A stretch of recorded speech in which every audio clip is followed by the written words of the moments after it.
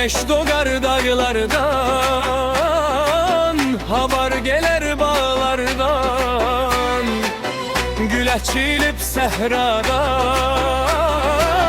sesler gelir sağlardan.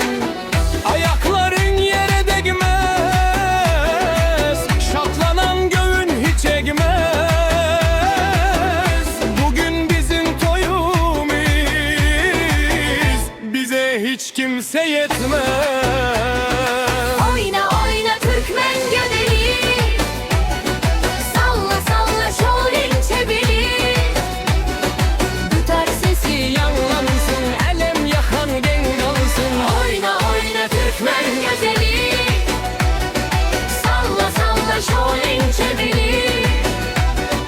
Tutar sesi yanlansın, elem yakan gen kalsın.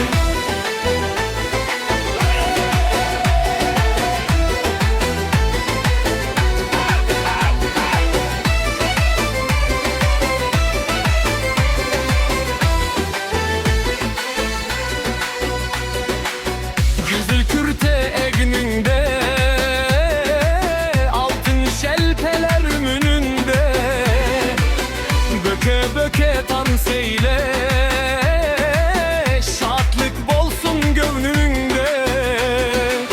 Yigitler böküp besleşsin,